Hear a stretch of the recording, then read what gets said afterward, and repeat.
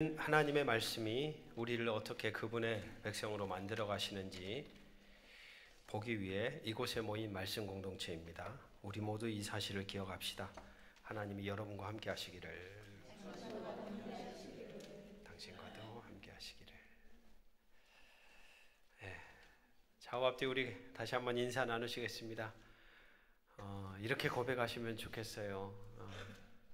참 고마워요. 아니, 제 마음이 그렇다고요. 여기 계신 분들을 향한 제 마음이, 박상영 목사가 목회하는 예배당에 와서 고맙다라는 마음도 있겠지요. 근데 그것만이 아니라 오늘 아침에 우리 오시는 교우들 한 분 한 분 제가 보면서 제 마음에 들었던 마음이, 잘 살아주시는 게 고맙다 라는 마음이죠. 얼마나 고마워요. 우리 눈앞에 보여주고 나와 눈을 마주쳐주고 또 어떤 이들은 손을 맞잡아주고, 장로님들이 오늘 저를 보자마자 제 손을 이렇게 잡아주시는데, 이거 진짜 이거 너무 소중하구나. 이게 여러분, 익숙한 삶이지만 사실 그게 복이라고 여겨지는 순간이 많지 않죠. 눈 뜰 때 볼 수 있고 내가 당연하게 먹을 수 있는 거, 사실 놀라운 복입니다. 복. 근데 우리는 익숙함 속에 그걸 다 놓쳐버려요. 그리고 뭔가 엄청난 그림을 그리고 이걸 줘야지 복이지 라고 착각합니다. 그게 아니죠. 일상 자체가 복이에요. 여기 계신 분들에게도 그런 마음이 저는 흘러갔으면 하는 마음으로, 지금 여러분 곁에 있는 분들 일주일에 한 번씩 도장 찍고 어떤 이들은 이름도 몰라요. 그러실 수 있어요. 그러나 눈에 익숙하죠. 따뜻한 온정을 담아서, 마음을 담아 이렇게 고백하면 좋겠습니다. 고맙습니다.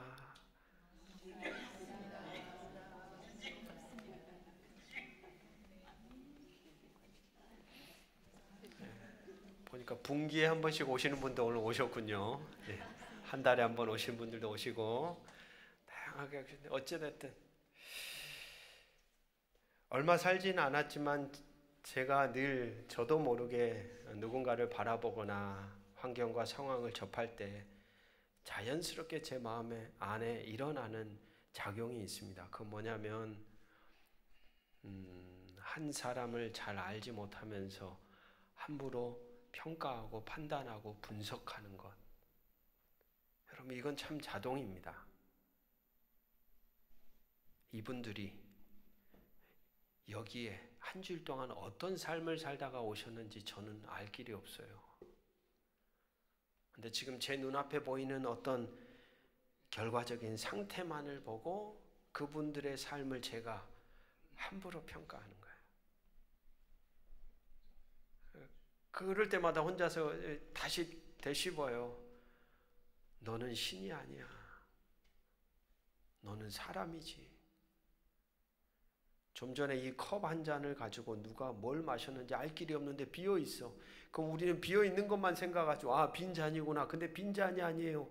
얼마나 많은 사람들의 손길을 지나가서 그게 위로가 되었을지 알 길이 없어요.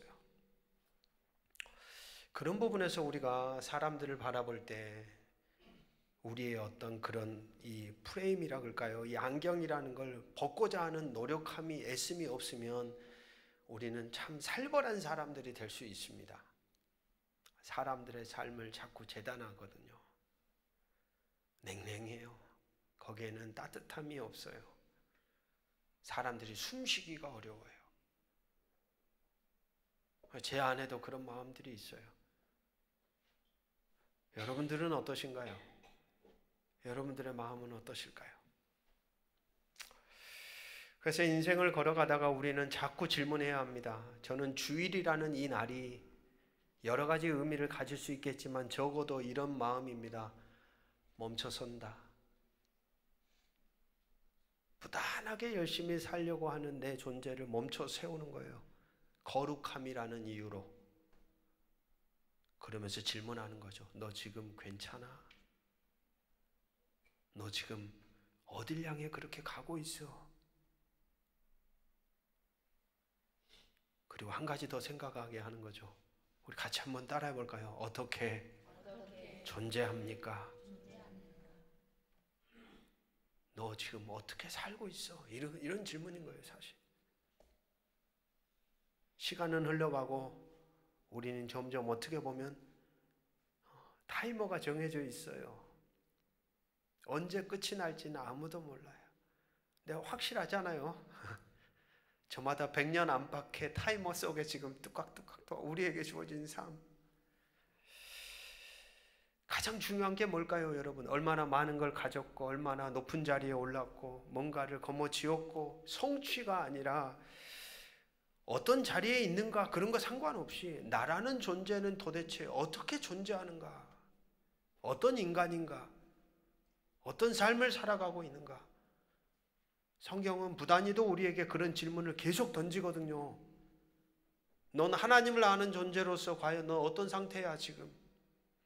너는 하나님과 맺은 관계가 너를 지금 어떻게 만들어가고 있어? 라고 질문한다는 거예요. 그러다 보면 여러분 우리의 존재가 바뀝니다. 내가 바라보는 이 시선이 하나님의 시선이 되어 보기 시작하는 거예요. 내가 듣는 이 귀가 하나님의 귀가 되어 듣지 못했던 소리를 듣는 귀가 되는 거예요. 나의 발걸음이 하나님이 서신 자리에 어느 순간 그 자리에 서 있는 거예요. 내 손길이 예수님이 잡아주셨던 그 현장 속에 누군가를 잡아주는 자로 살고 있는 거예요. 여러분 신앙이란 그런 것이 아닙니까?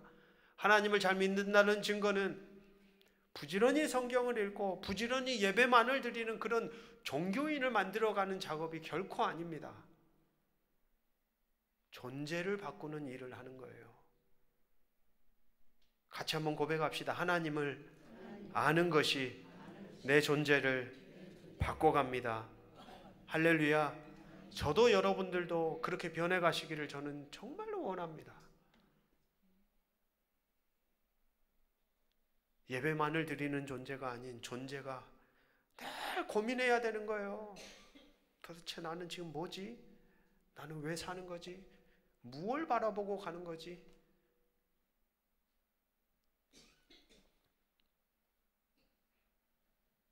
며칠 뒤면 우리가 아는 것처럼 세월호 사건이 있었던 10년의 시간이 흘렀죠. 벌써 그때 그 장면이 아직도 제 TV 스크린이 그 커다란 배가 이렇게 밖에서는 발을 동동 굴렸던 부모들의 처절한 탄식의 소리. 여러분 세월호뿐만이 아니라 우리가 살아가는 일상 속에 그런 다양한 아픔과 고통의 흔적을 짊어지고 살아가는 이들이 참 많습니다. 다 꺼내진 않았지만 다 저마다 가슴 깊이 숨겨두고서 홀로 그걸 꺼내들고 슬퍼하고 아파하고 괴로워하고 기억날 때마다 여러분 우리가 살아가는 이 사회가 어떤 분위기로 바뀌어야 될까? 적어도 하나님을 믿는 사람들이라면 우리가 그 아픔과 고통의 흔적을 짊어진 채 살아가는 사람들을 향해 어떻게 대해야 될까에 대해서 저는 이런 마음입니다. 슬퍼할 때마다, 괴로워할 때마다, 고통스러워할 때마다, 할 때마다 같이 한번 고백할까요? 함께 슬퍼하고 함께 괴로워합니다. 이런 말씀은 안 하시면 좋겠어요. 이제 좀 그만 좀 해. 여러분 무고하게 죽은 자녀를 과연 어떤 부모가 이제 그만하고 살 수가 있어요? 그럴 수는 없잖아요. 눈 감을 때까지 그건 여기 가슴 안에 먹먹하게 품고 살아가는 존재가 사람이죠, 사람. 근데 우리가 살아가는 이 사회는 자꾸 그런 슬픔을 발산할 수 있는 공간이 없다는 거예요. 내 절망과 탄식의 소리를 내뱉을 자리가 없는 거예요. 그러면 사람들이 숨이 꽉꽉 막히는 겁니다. 죽어요. 몸은 살아있는데 이미 마음과 영혼이 죽어가는 거예요. 우리가 있어야 될 자리가 그 자리라고 저는 생각합니다. 하나님의 백성된 존재들이 같은 아픔, 같은 슬픔, 다양한 각기 자리에서 느끼는 그 아픔을 향해 같이 연결돼서 같이 소통하고 같이 공감하고 울면 울음을 멈출 때까지 그냥 마음껏 안아줄 수 있을 만한 사람들이 되는 거예요. 넉넉한 품을 가진. 여러분 그런 사회가 된다면 그려보십시오. 아픔이 없는 인생이 어디 있어요? 인생은 고해인데요. 그 고해의 바다를 어떻게 지나갈 수 있을까요? 그것을 같이 연결돼서 살아갈 수 있는 친구들을 만나면 살아갑니다. 좌우 앞뒤 한번 바라보면서 이렇게 고백해 볼까요? 우리 좋은 친구가 됩시다. 좋은 친구. 심리학자가 그랬어요. 딱 한 사람만 있으면 어떤 절망과 고통과 아픔 속에서도 그 사람은 뚫고 지나갈 힘을 가진다. 한 사람요. 여러분들이 그 사람들이 되십시오. 가정에서도 일상에서도 숨통을 열어주는 사람들. 오늘 본문을 우리가 함께 생각해 봅니다.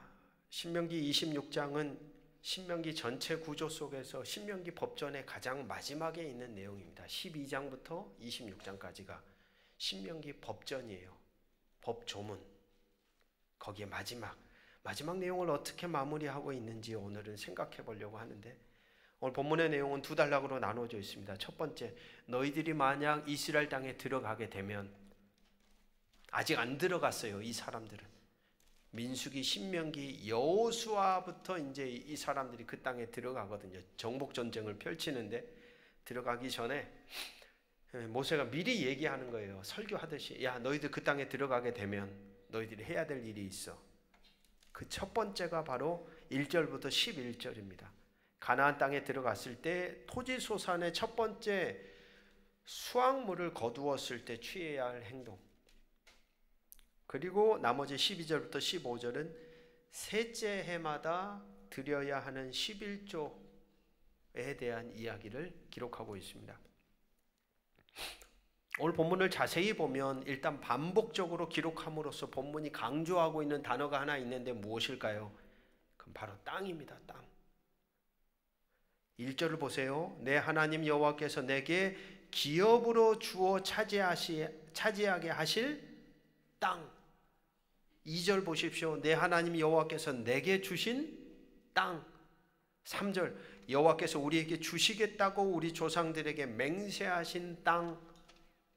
9절 여호와께서 이곳으로 인도하사 이 땅 곧 젖과 꿀이 흐르는 땅을 주셨나이다. 마지막 15절 우리 조상들에게 맹세하여 우리에게 주신 젖과 꿀이 흐르는 땅. 여러분 성경은 우리에게 분명히 얘기하는데 땅에 대해서 얘기해요. 땅은 누구의 것이다? 하나님의 것이다. 이 모든 땅은 하나님의 것이고 하나님이 빌려주는 거예요. 하나님이 주인이에요. 그래서 구약의 여러분 이야기를 보시면 가나안 땅은 원래 누구 것이었어요? 가나안의 7족속이 살고 있었어요. 근데 하나님이 그 땅에 사는 사람들을 몰아내. 왜요? 하나님이 볼 때 저 사람들의 삶이 너무 기준치 이하예요. 기본적으로 그들이 살아내야 될 삶이 있는데 계약을 어긋나게 행동하는 거예요. 그러니까 이 땅을 어떻게 해요? 이스라엘 사람들을 통해서 들어가서 몰아내요. 그리고 이스라엘 백성들에게 줍니다. 영구적입니까?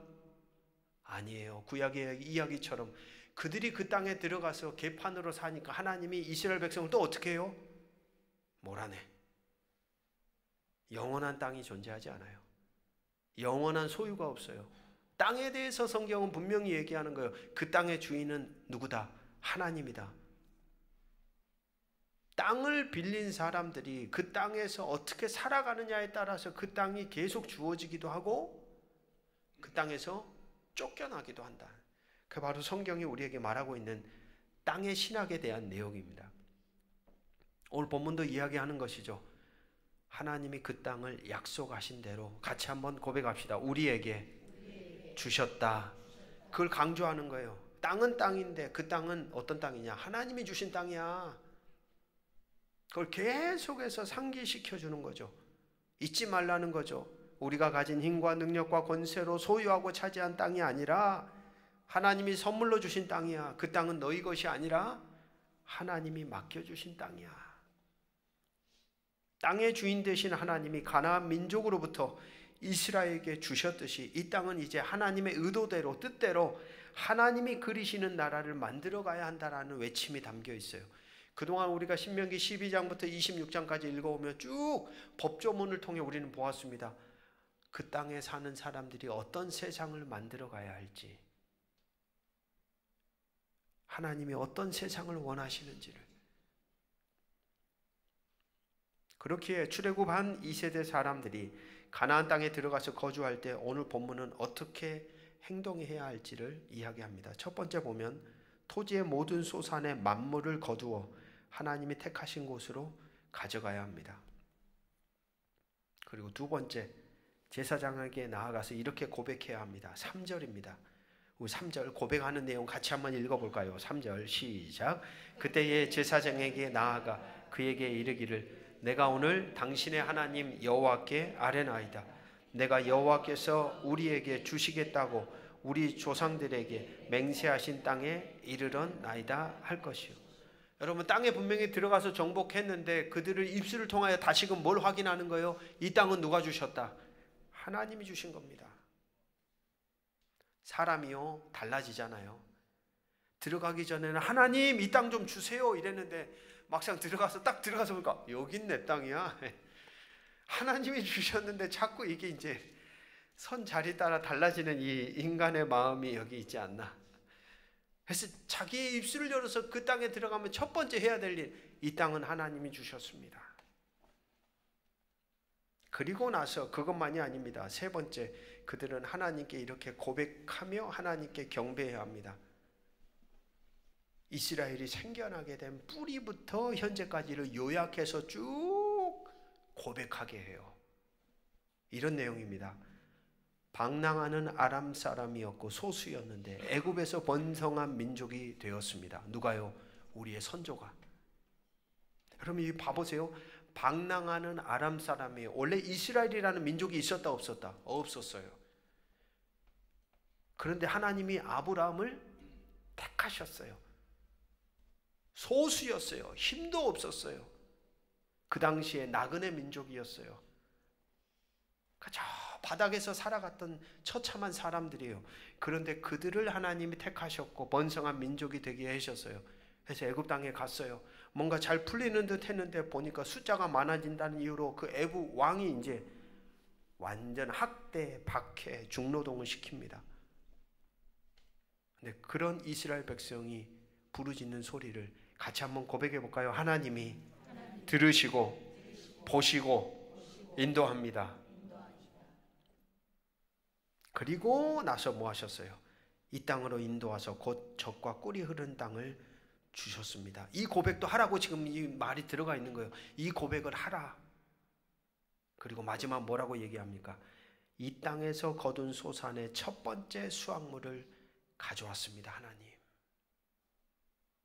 첫 번째 수확물을 왜 가져온 거예요? 이 땅을 주신 분도 하나님이시고 내가 소득을 거두는 것도 누구다? 하나님이 주셨다. 받은 것에 대한 출처를 분명하게 그들은 바라보게 하는 겁니다. 이 고백 속에 이스라엘이라는 민족이 누구인지, 어디에서 어떻게 생겨났는지 분명하게 알게 합니다. 파커 파머라는 작가가 했던 말 가운데 이런 말이 있어요. 내가 할 일이 무엇인가를 묻기 전에 내가 누구인가를 먼저 물어라. 여러분, 우리가 뭘 해야 될지 모를 때 다시 질문해야 돼요. 나는 누구지? 라는 질문이 더 중요하다는 거예요.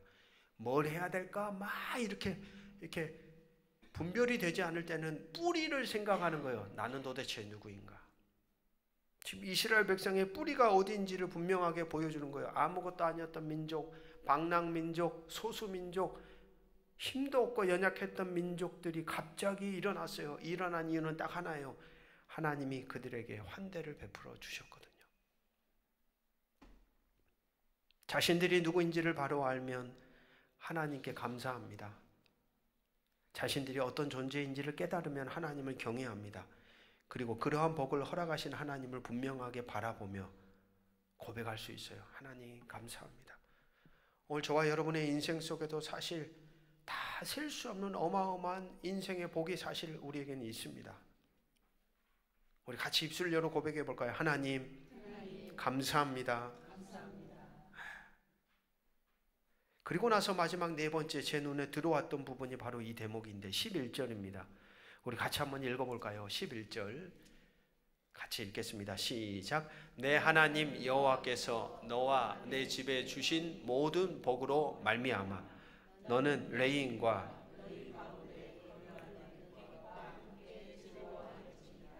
저는 이 대목이 아주 신선했어요. 왜? 내 하나님 여호와께서 너와 내 집에 주신 모든 복으로 말미암아. 이 복을 지금 누가 받았어요? 본문에 나오는 너라는 한 존재가 받았는데 말씀의 명령은 어디를 향하고 있습니까? 그 모든 복으로 말미암아 너는 레인과 너희 가운데 거류하는 객과 함께 즐거워하라. 그렇게 하나님이 허락하신 복으로 레인 객과 함께 즐거워하라고 하십니다. 하나님이 허락하신 복을 받은 사람은 말씀 안에서 너라는 존재와 너의 집입니다만 그 복을 누려야 하는 사람은 너와 너의 집만이 아니라 누가 거기에 딱 들어가요? 레인과 객. 하나님이 허락하신 복, 그렇게 해서 주어진 복이라는 것을 하나님이 어디로 누구에게 흘러가게 하고 있는지 주목하게 됩니다. 하나님이 우리에게 복을 주시는 게 그 복이 어디를 향해 흘러가기를 원하시는지 말씀이 보여주고 있는 거예요. 비슷한 맥락에서 이어지는 12절을 보십시오. 셋째에 11조를 드리는 해에 12절 말씀입니다. 우리 같이 한번 읽어보겠습니다. 시작. 셋째 해 곧 11조를 드리는 해에 내 모든 소산의 11조 내기를 마친 후에 그것을 레위인과 객과 고아와 과부에게 주어 내 성읍 안에서 먹고 배부르게 하라. 3년마다 드리는 11조에 대한 내용인데 그렇게 드린 11조를 어떻게 사용해야 하는지 분명하게 명시하고 있죠. 그것을 레인과 객과 고아 과부에게 주어 먹고 배부르게 하라. 그리고 이어지는 말씀을 보면 그러한 행동을 선택할 정도로 권면하는 게 아니라 아주 강력하게 명령하고 있습니다. 13절, 14절, 15절을 쭉 보면 그리할 때에 내 하나님 여호와 앞에 아뢰기를. 언제요? 너가 그렇게 하고 나서 객, 고아, 과부, 레위인과 그들을 배부르게 먹게 하고 나서 뭘 가지고? 11조를 하나님이 떼가는 게 아니에요. 11조는 누구에게 가는 거예요? 객, 고아, 과부, 레인들에게 그것을 다 주어서 배부르게 먹게 하고 나서 그 다음에 13절 그리할 때에 내 하나님 여호와 앞에 아랠 수 있어요. 뭐라고 아랠 수 있어요? 같이 읽어봅니다. 시작. 내가 성물을 내 집에서 내어 레인과 객과 고아와 과부에게 주기를 주께서 내게 명령하신 대로 명령대로 하였사오니 내가 주의 명령을 범하지도 아니하였고 잊지도 14절에 보면 내가 그것을 먹지 않았고 어문 데 쓰지 않았고 말씀에 청정하여 명령하신 대로 다 행했습니다. 그리고 나서 15절에 그리고 나서 마지막에 하나님께 복을 구합니다. 15절 우리 읽어볼까요? 시작. 원하건대 주의 거룩한 처소 하늘에서 보시고 주의 백성 이스라엘에게 복을 주시며 우리 조상들에게 맹세하여 우리에게 주신 젖과 꿀이 흐르는 땅에 아멘. 복은 어디로부터 오는 겁니까? 하나님으로부터 옵니다. 사람은 그 복을 받아요. 여기서 이 복이라는 걸 저는 물질로만 제한하고 싶지는 않습니다. 뭐 소유가 될 수도 있죠. 건강이 될 수도 있죠. 또 내가 살아갈 수 있는 삶의 능력이 될 수도 있죠. 또는 남들보다는 나에게 부여된 뭔가 특별한 어떤 특징이 될 수도 있죠. 그 복은 분명히 하나님으로부터 우리에게 개인적으로 다 다르게 주어지잖아요. 근데 문제는 뭐냐? 그 복은 하나님으로부터 왔다. 그리고 여기서 더 나아가는 거예요. 단지 하나님이 나에게 복 주셔서 감사합니다. 우리가 그런 삶의 자리에만 머물러 있기를 원하지 않아요. 오늘 본문은 뭐라고 하십니까? 그 복을 주신 하나님을 향하여 감사하고 그 복이 필요한 누군가에게 흘러갈 수 있도록 흘러가게 하는 존재로 살아가라는 거예요. 필요한 이들에게. 오늘 본문에 나오는 레위인, 객과 과부는 그 당시에 어떻게 보면 사회적 취약계층의 대명사이죠. 이렇게 표현할 수 있어요. 어디에도 기댈 수 없는 사람들, 어디에도 의지할 수 없는 사람들. 저는 이것을 적용할 때 이렇게 생각하고 싶습니다. 오늘 우리가 살아가는 시대에도 이런 사람들이 있어요. 우리가 된다면 1대1로라도 연결이 돼서 여러분, 우리가 누군가, 우리 곁에 있는 누군가의 삶은 그렇게 책임지는 자로 살아가기를 하나님 원하시겠죠. 그러나 이건 경제적인 부분만이 아닙니다. 인생을 살아가다 보면 레위인과 객과 고아와 과부와 같이 어디에도 의지할 수 없는 상태에 떨어진 인생들이 또 있어요. 탄식하는 거예요. 그럴 때에는 넉넉하게 받아 누리고 살고 있는 나를 통해 부족한 그들이 살게 하는 자로 우리가 뭐 해야 돼요? 연결돼야 해요. 여러분, 하나님 나라의 백성의 특징은 무엇입니까? 연결되는 사람들입니다. 아픔에 대해 귀닫을 수가 없어요. 탄식의 소리에 귀를 닫고 눈을 가리지 못해요. 우리는. 왜요? 하나님이 우리의 탄식의 소리에 응답하심을 우리가 알기 때문에, 하나님이 우리의 고통하는 소리에 우리의 신원을 책임지시고 우리를 이끌어 가심을 알기에 우리는 세상으로부터 들려오는 그 탄식에 대해서도 누구보다도 민감하게 반응하고 응답하고 그 자리에 서야 하는 사람들이에요. 그러면서 가만히 생각해 봅니다. 왜 하나님은 이스라엘 백성에게 이런 말씀을 그렇게도 강조하셨을까? 이스라엘의 뿌리가 그렇잖아요. 아까 읽으신 것처럼 아람 사람, 방랑자, 아무도 취급하지 않았던 한 사람이었던 우상장수의 아들 아브라함을 하나님이 찾아가셔서 딱 세우셨잖아요.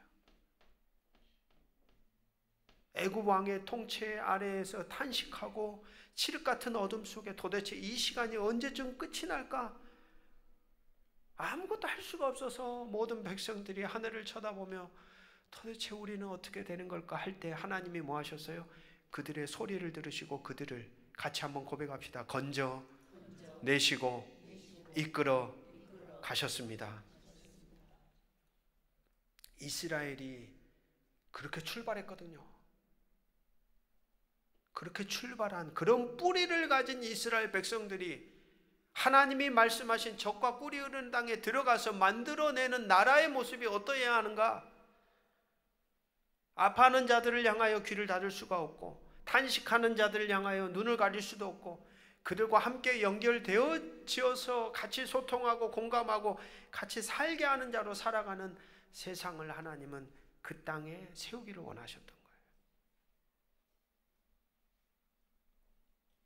그렇습니다. 그러했기에 이스라엘이 먼저 그것을 뭐 했기에?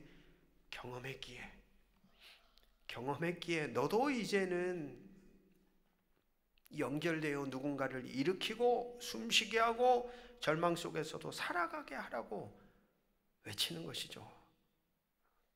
그렇게 오늘 말씀은 분명하게 말합니다. 우리 모두에게 주어진 복은 우리 자신만을 위한 것, 우리 가족만을 위한 것이 아니라 도저히 살아갈 수 없는 우리 곁에 함께 살아가는, 같이 한번 고백합시다. 모두를 위한 것입니다. 사랑하는 말씀의 동역자 여러분, 오늘 우리라는 인생이 가나안 땅이 아닐까요? 하나님이 주신 삶입니다. 오늘도 우리는 숨쉬고 있죠. 은혜이죠. 우리는 한 주간도 참으로 열심히 우리가 선 땅에서 최선을 다해 주어진 하루하루를 치열하게 살아갑니다. 그리고 그 결과로 우리 나름의 소출을 얻고 그것으로 먹고 마시고 입고 누리며 살아갑니다. 복이죠. 그러나 성경은 오늘 우리에게 그렇게 거둬들인 것, 그 복이 우리만을 위한 것이 아니라라고 다시금 깨우쳐 줍니다. 우리 곁에 함께 한 인간으로 살아가지만 제대로 살아갈 수 없는 이들, 때로는 위로받아야 할 이들, 때로는 붙잡아 주어야 할 이들, 제대로 사람으로 최소한의 삶을 걸어갈 수 없는 이들을 위한 것임을 가르쳐 줍니다. 이렇게 고백하고 있어요. 함께 즐거워하라. 주어 먹고 배부르게 하라. 저는 이 대목을 보며 딱 아브라함이 떠올랐습니다. 기억나십니까? 출애굽기 12장 1절에서 3절 아브라함에게 불쑥 하나님이 나타나셔서 그에게 약속하셨던 말씀이 여기에 눈여겨보십시오. 여호와께서 아브라함에게 이르시되 너는 너의 고향과 친척과 아버지의 집을 떠나 내가 내게 보여줄 땅으로 가라. 내가 너로 큰 민족을 이루고 너에게 복을 주어 내 이름을 창대하게 하리니 너는 복이 될지니라. 너를 축복하는 자에게는 내가 복을 내리고 너를 저주하는 자에게는 내가 저주하리니. 마지막 이 구절입니다. 같이 한번 읽어볼까요? 땅의 모든 족속이 너로 말미암아 복을 얻을 것이라 하시니라. 하나님은 아브라함만이 하나님이 허락하신 복을 누리며 살아가기를 원하지 않았습니다. 분명 시작점에는 누가 서 있는데요? 아브라함이라는 존재가 서 있어요. 그런데 하나님이 기대하신 건 뭐냐면 너 아브라함 때문에 그 복이 누구에게 흘러가기를 원하는 거예요? 모든 족속으로.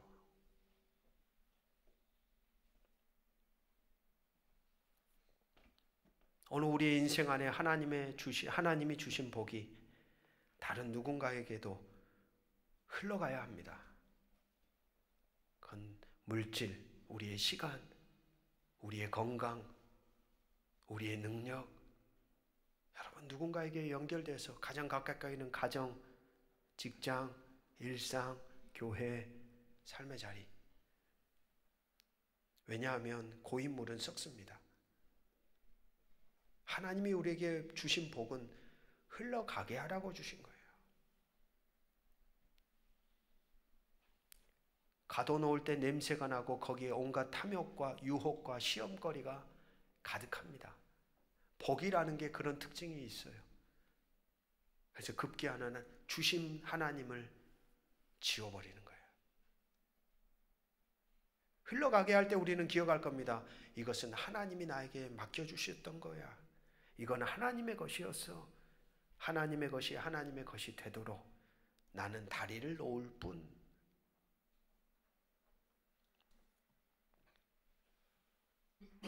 주어진 것으로 최선을 다해 살아가십시오. 주어진 분복으로 존재를 다해 열심히 살아가십시오.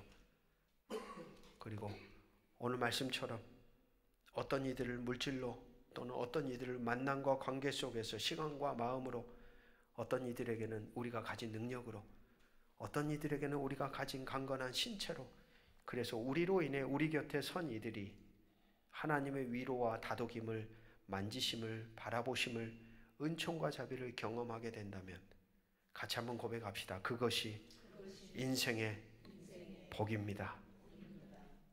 복이죠. 하나님을 대신하여 우리가 그 자리에 선다는 거. 하나님을 대신하여 누군가에게 하나님의 손이 되는 거. 하나님을 대신하여 누군가에게 하나님의 공감이 되는 거. 하나님을 대신하여 누군가에게 하늘의 위로가 되는 거.